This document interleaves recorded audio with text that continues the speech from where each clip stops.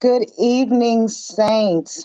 I'm Deacon Manae Wallace, and I would like to welcome you all to Bible study here at New Oasis Kingdom Assembly Cathedral, where my father, Archbishop Thomas E. Wallace, is the senior pastor. Here recently, Archbishop has been teaching us on a series of getting past church hurt. Tonight, I would like to bring to you all further encouragement when it comes to getting past church hurt. So I'm titling this lesson this evening, Getting Unstuck. Please join me in reading Isaiah 43, 18, and 19. Again, I will be reading from Isaiah 43, 18, and 19. Do not remember the former things, nor consider the things of old. Behold, I will do a new thing. Now it shall spring forth. Shall you not know it? I will even make a road in the wilderness and rivers in the desert. As I was reading this, I started to think about how sometimes we as saints, we tend to get stuck. When we get stuck, that means we get comfortable. We become familiar, but not always in a good way. We get comfortable and familiar in our own mess. We get stuck in our ways. Can't nobody tell us nothing. We get stuck in our bad habits. It ain't done nothing to me yet, so I'm going to keep doing what I'm doing. We get stuck in our mindsets. Someone's telling you you're going left. You're like, no, I'm going right. You refuse to change your mind. We even get stuck as saints in our spirituality. The Old Testament said one thing. It's telling us at that time, thou shalt not kill, thou shalt not steal, and there was a punishment. But the New Testament now tells us there's another way. Repent. Ask God for forgiveness and change and turn from your wicked ways. But some of us get stuck in our spirituality to the point whereas we can't help someone else to salvation because we're too busy condemning them for what they've done wrong. We also tend to get stuck in our past. Who we were is not who we are. Who we were is past tense, meaning it already happened. So if it's already happened, why are we thinking about it today? We can't dwell on the past. We have to keep moving. So as I was reading and I was looking at the definition of the word stuck, stuck means unable to move from a particular position or place or unable to change a situation. So when we're stuck in something, that means we are unable to come out of whatever we're in. In the text, it speaks on how we can get unstuck, which again, I had to look up. What are they telling us about becoming unstuck? What does unstuck mean? Unstuck means being freed or loosened from being fastened, and again, or stuck.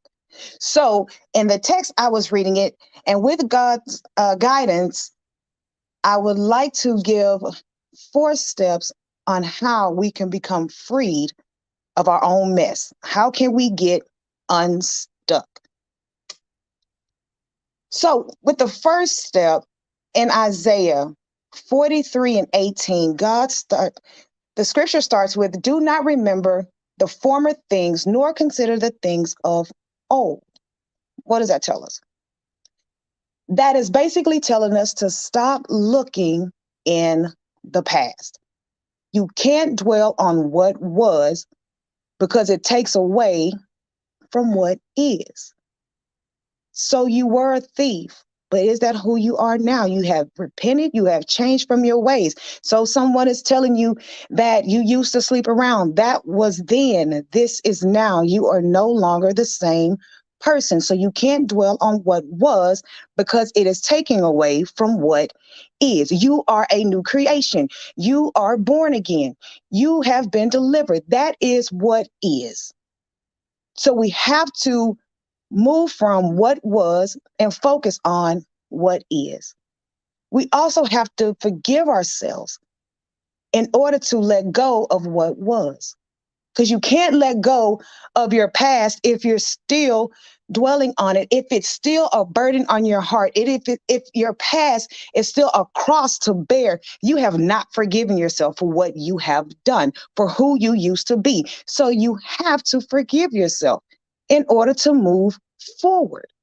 And that is a part of no longer looking back. If you can think of who you used to be and it no longer affects who you are, you have let go and let God. The second thing, we have to have a good understanding of God's promise.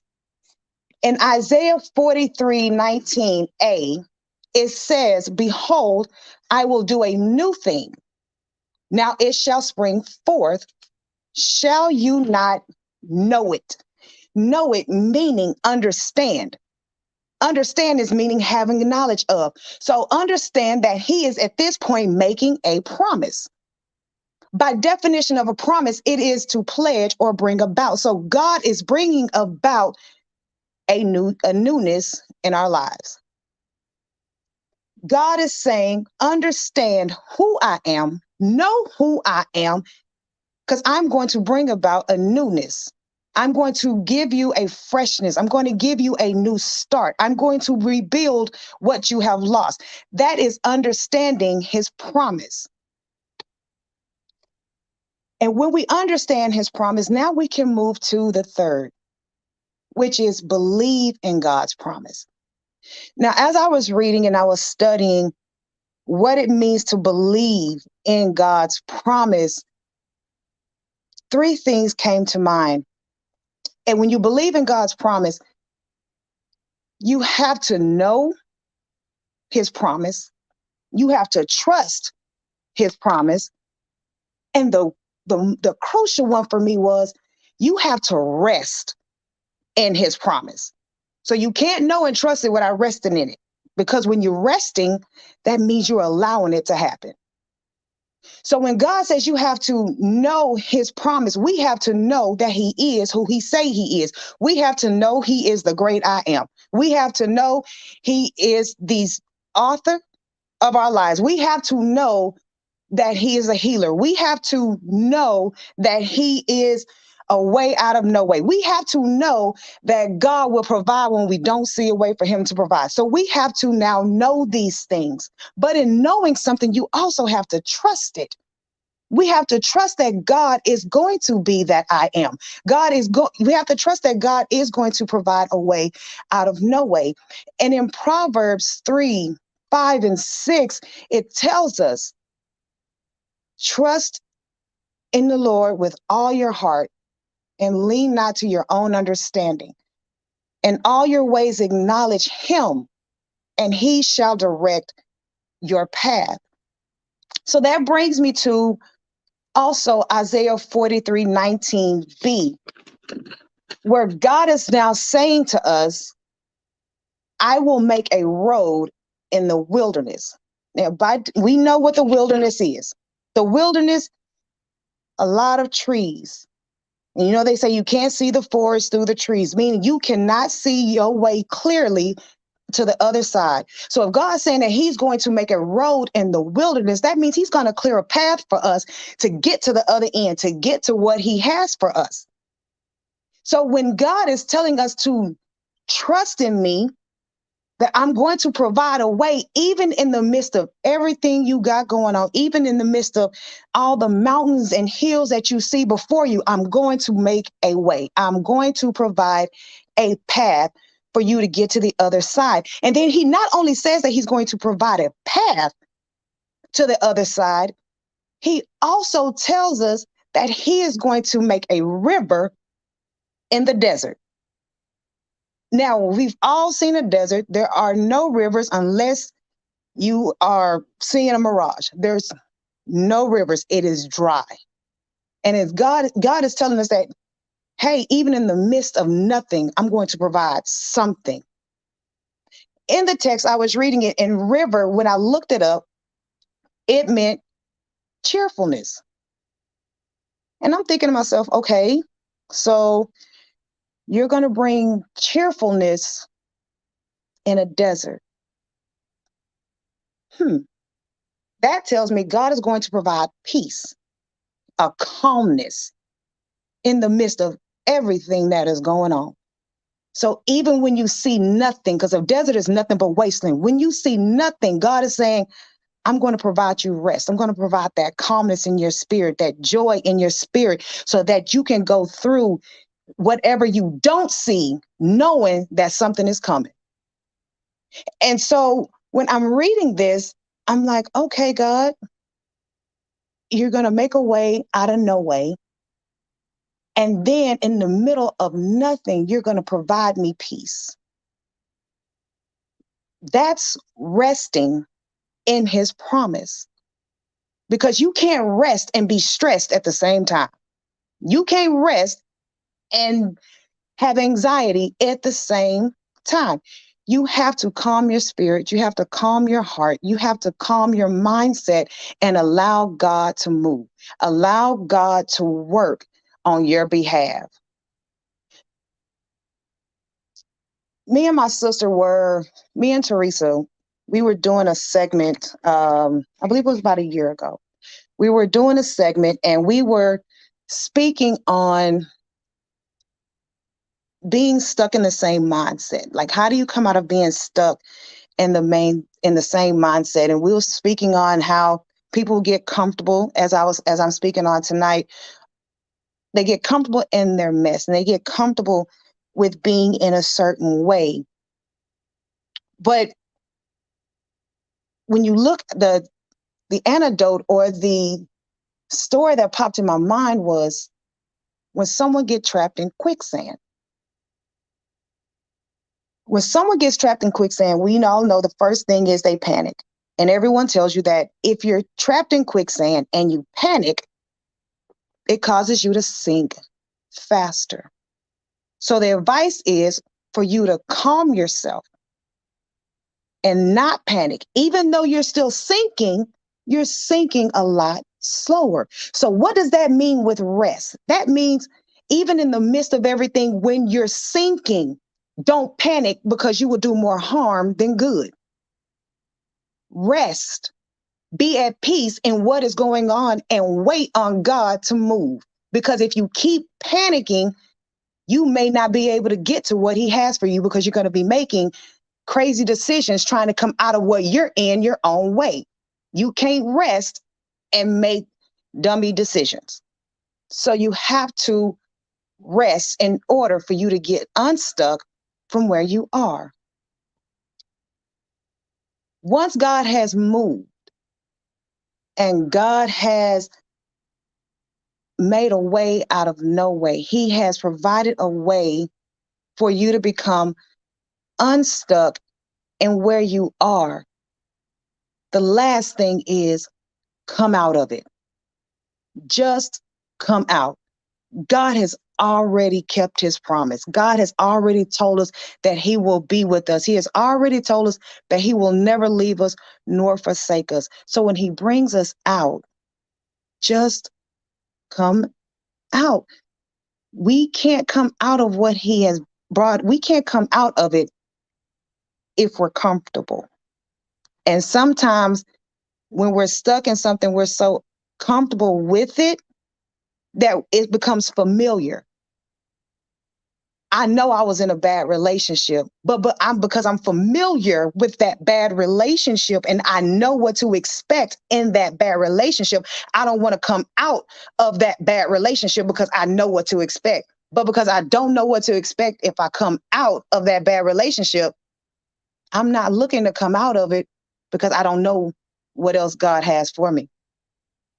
So when he brings us out, just come out, step out on faith and come out of what you were stuck in. We already know to not look back, to not dwell on the past, because what was is not what is. The way we used to be is not who we are. What God has for us is for us. Then we know that we have to have a good understanding of what God's promise is. If God promised to get for you to have the best in life, if he's made a promise for you to get that house, if he made that promise to give you a peace of mind, if he made that promise, understand that he has made that promise. Understand and know that he will not break his promise. And then believe in what his promise is. Because if we don't believe in it, if we don't have faith in what God is telling us, we will be our own demise. We have to believe in what God is telling us. We have to believe in what God has for us and come out of it. Don't stay in it. And I'm probably speaking to me more than anyone else at this point. Come out of what you're in. Because what God has for us,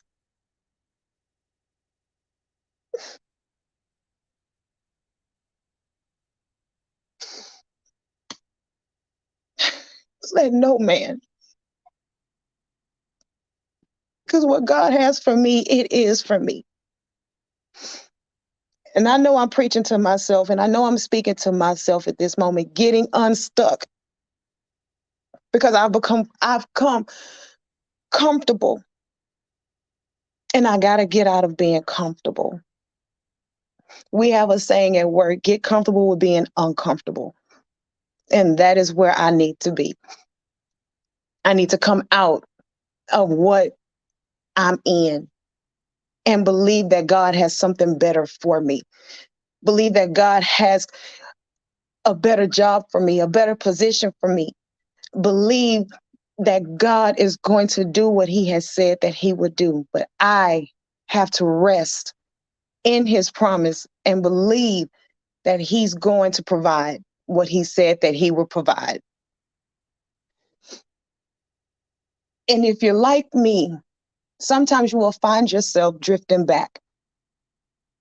You will find yourself going backwards. When you do, just go back to the very first step. Don't look back. Don't dwell on the past. So what, you applied for that job yesterday and you didn't get it. Today is a new day. Apply for a better position. So what, you didn't get that raise last week. Keep working. God will provide another one later. So what, it didn't happen. That's then. This is now. I want to thank you again for joining us this evening. And we welcome you to come and worship with us on Sundays at New Oasis Kingdom Assembly Cathedral, on Sundays at 9:45 a.m. Please have a good evening and God bless.